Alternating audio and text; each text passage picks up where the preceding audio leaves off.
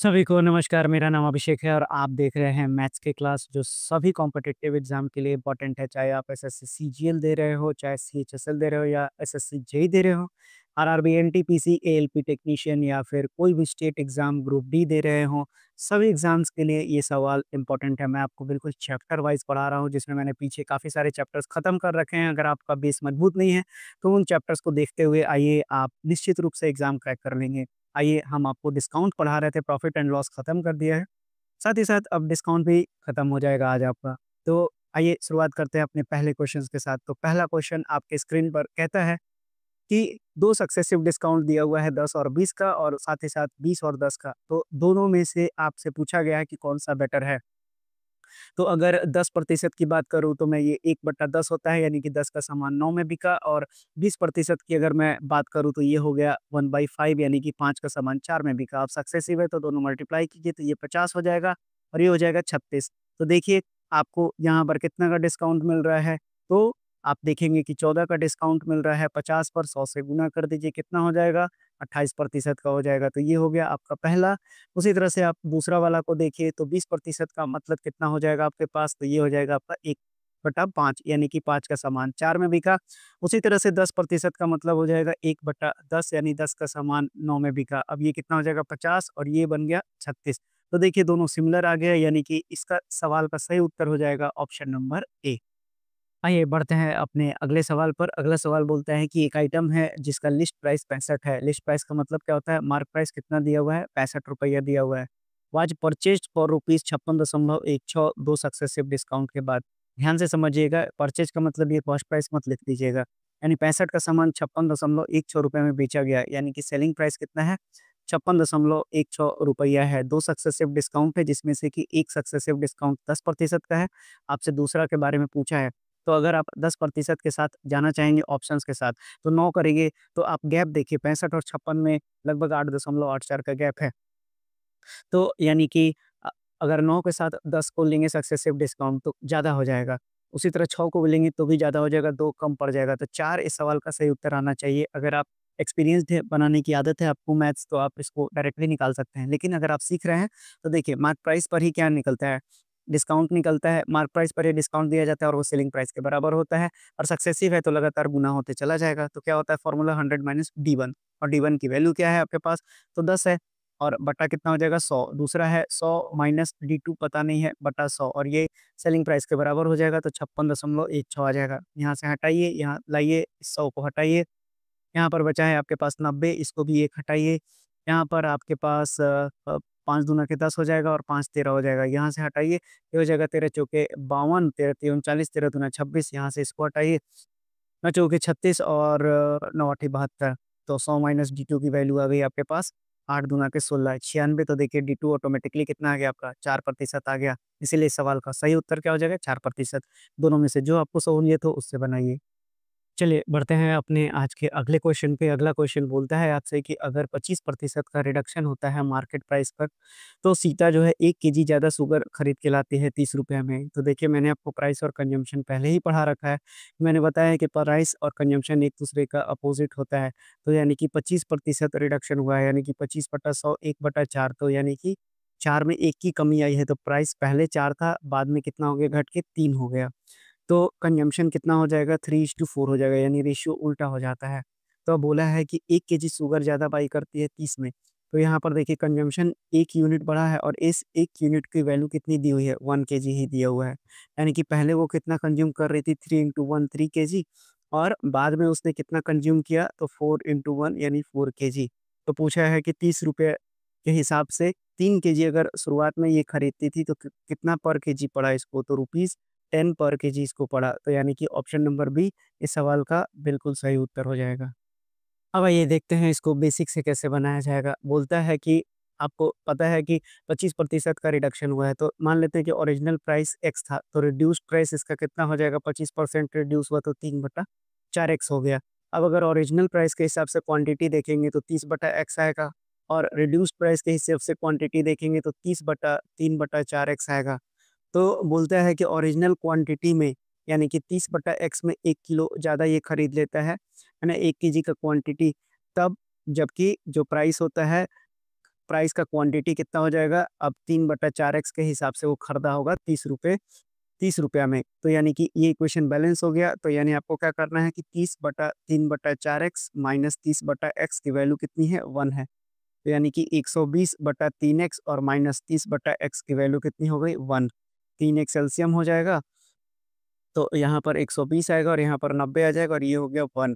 यानी कि 3x की वैल्यू कितनी आ गई, 30। तो x की वैल्यू भी कितनी आ जाएगी, 10 आ जाएगा। तो यानी कि 10 रुपया, x क्या माने थे आपने, ओरिजिनल प्राइस माना था x, तो 10 रुपया पर केजी आ गया आपका, देख लीजिए। तो यही इस सवाल का बिल्कुल सही उत्तर हो जाएगा। आइए देखिए, अब इस क्वेश्चन को बोलता है कि आपको एक्चुअल प्रॉफिट परसेंटेज बताना है दिए गए स्टेटमेंट के हिसाब से। तो बोलता है कि 20% का प्रॉफिट है विदाउट एनी डिस्काउंट और दूसरा में 5% डिस्काउंट ऑफर किया गया है। तो 20% प्रॉफिट का मतलब कितना हो गया, 1/5, यानी 5 का सामान कितना में बेचा गया, 6 में। वहीं डिस्काउंट 5% का ऑफर किया गया, यानी कि 1/20, यानी 20 का सामान जो है 19 में दिया गया।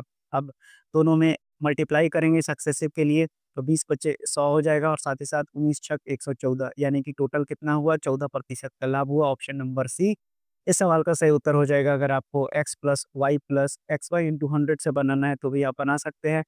x की वैल्यू आपके पास पॉजिटिव हो जाएगी और y की वैल्यू निगेटिव हो जाएगी। तो यानी कि 20 माइनस 5 माइनस 20 गुना 5/100 कर दीजिए, तो ये कितना हो जाएगा, ये कट जाएगा। तो 20 में से 5 जाएगा तो आपके पास 15 और माइनस 1 करेंगे तो 14%। तो दोनों से भी आप निकाल सकते हैं। अब आइए बढ़ते हैं अपने अगले सवाल पर। बोलता है कि एक सामान है 6500 रुपया में परचेज किया गया, डिस्काउंट 5% का, तो उसको कितना में पड़ेगा, ये 6500 का आपको 95% निकालना पड़ेगा। तो इसको निकाल लीजिए, तो ये कितना आ जाएगा, दोनों को काट दीजिए, तो ये कितना आ जाएगा, 65 और 95। तो ये हो जाएगा 9 पचे 45 और 9 छक 54 और 4 58। तो ये हो जाएगा 5 7 11 6, यानी कि 61-75 रुपए में इसको पड़ा। और बोलता है कि इसमें सेल टैक्स भी 4% देना पड़ेगा। तो अब इसका कितना निकालना पड़ेगा आपको, 104% निकालना पड़ेगा। और 104% जब आप इसका निकालेंगे तो आपका जवाब आ जाएगा 64/22, यानी कि सी सवाल का बिल्कुल सही उत्तर हो जाएगा।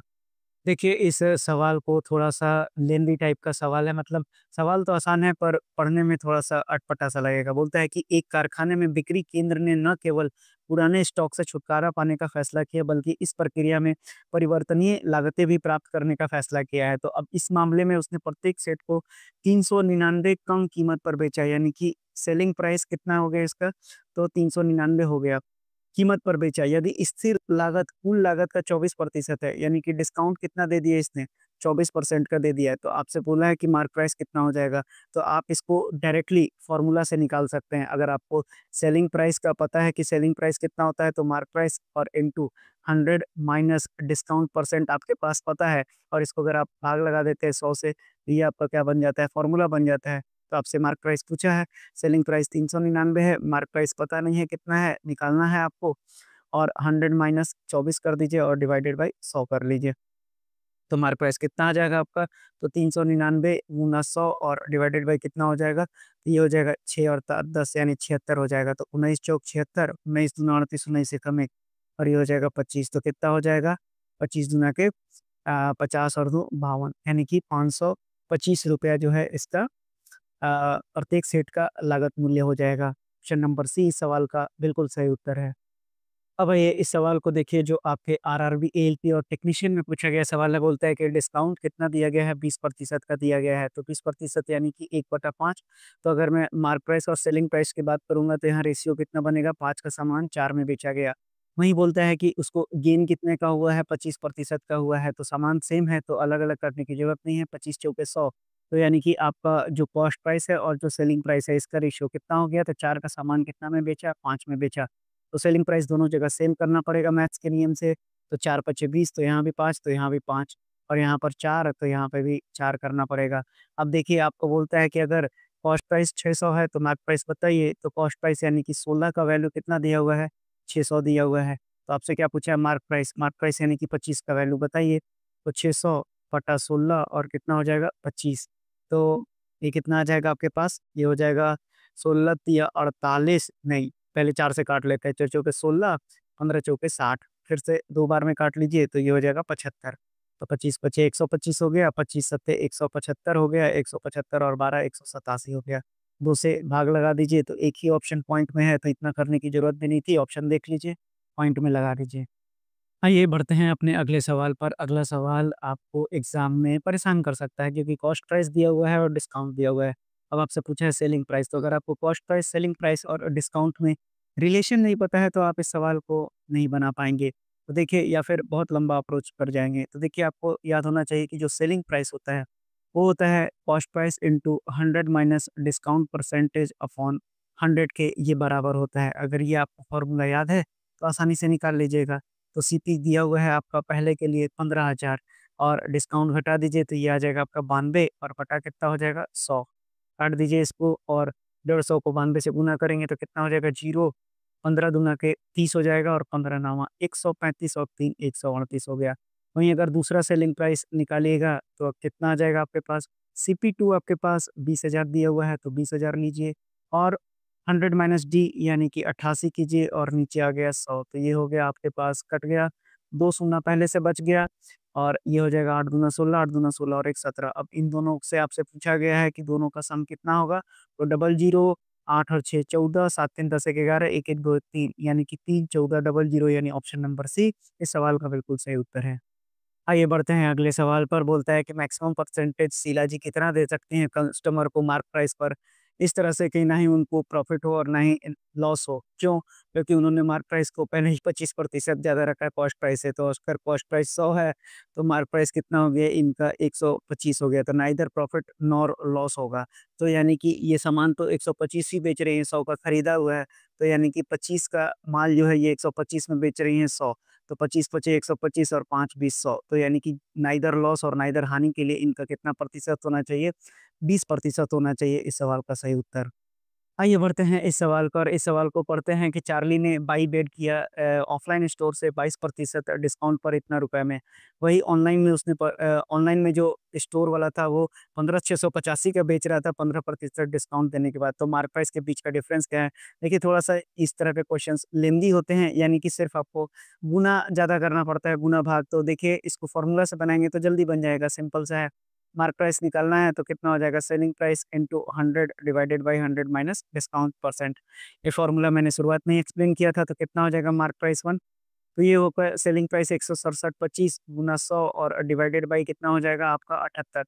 अब मैंने इसको पहले से निकाल लिया है तो मैं आपको बता देता हूँ, ये आ जाएगा 2144.2, 2144.2.30 आ जाएगा। उसी तरह से मार्क प्राइस 2 कितना हो जाएगा, तो 15,685 और गुना 100 बटा ये कितना आ जाएगा आपका, तो ये आ जाएगा आपका 85। अब आप इसको सॉल्व कर लीजिएगा, तो इसको आप सॉल्व करेंगे तो ये आ जाएगा 184.52.94 आ जाएगा ये। अब आपको इन दोनों का डिफरेंस पूछा गया है, तो इन दोनों का डिफरेंस अगर आप देखेंगे तो लगभग 2989 के बराबर आएगा, यानी ऑप्शन नंबर ए इस सवाल का सही उत्तर हो जाएगा। ऐसे सवाल को सबसे आखिरी में करना है क्योंकि इसमें बहुत ज़्यादा मल्टीप्लिकेशन और डिवीज़न है। चलिए देखते हैं इस सवाल को क्या बोलता है। बोलता है कि एक शॉपकीपर जो है वो मार्क प्राइस ₹2000 रहता है, स्टीरियो सिस्टम पे खरीदने के लिए जाता है, सक्सेसिव डिस्काउंट 10 और 15% का इस पर मिलता है, ठीक है। तो यानी कि जो शॉपकीपर है उसके लिए कॉस्ट प्राइस बन जाएगा, तो 2000 पर सक्सेसिव डिस्काउंट 10 और 15 का मैं बहुत बार बता चुका हूँ। कितना आएगा, तो 23.5% आएगा। तो यानी कि 23.5% इसका निकाल दीजिए, कितना हो जाएगा, तो ये 1000 बन जाएगा, ये गया कट गया।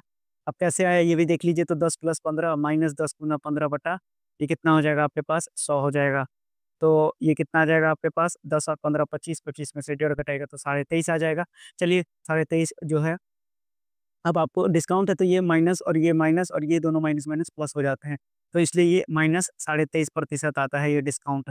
वैसे आपको याद हो गया होगा, तो ये कितना आ जाएगा, 5 दूना के 10, 3 दूना के 6 और 1 7 और 2 दूना के 4, यानी कि ₹470। तो 2000 में से 470 को उड़ा दीजिए, कितना बचा 0 7 और 3 10, 9 में से 4 गया 5, ₹1530 पड़ा। इस पर ये ₹70 खर्चा किया है, 0 7 3 10, 5 1 6 और यानी कि ₹1600, यानी कि अब इसको टोटल ₹1600 का पड़ा और ये बेचा कितना में, यानी कि ये कॉस्ट प्राइस हो गया, सेलिंग प्राइस हो गया ₹2000। तो यानी कि फ़ायदा कितने का कमाया ये, 400 पर कितना पर 1600 पे, गुना 100 कीजिए, फटाफट इसको निकालिए और ये कितना हो जाएगा, 16 तिया 16 दूना के 32, 16 पचे 80, 25% इस सवाल का सही उत्तर हो जाएगा।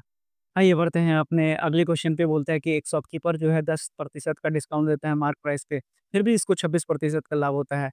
10% का मतलब हो गया कि अब हम यहाँ पर डिस्काउंट ये दिया हुआ है, यानी 1/10 हो गया मार्क प्राइस, और जो सेलिंग प्राइस है इसका रेशियो हो गया 10:9 हो गया। उसी तरह से प्रॉफिट कितने का कमाया, 26% का, यानी कि 13/50 हो गया ये, और ये कितना हो जाएगा आपके पास, तो 50 का सामान अब यहाँ पर कॉस्ट प्राइस है और ये हो गया सेलिंग प्राइस, 50 का सामान 63 में बिका।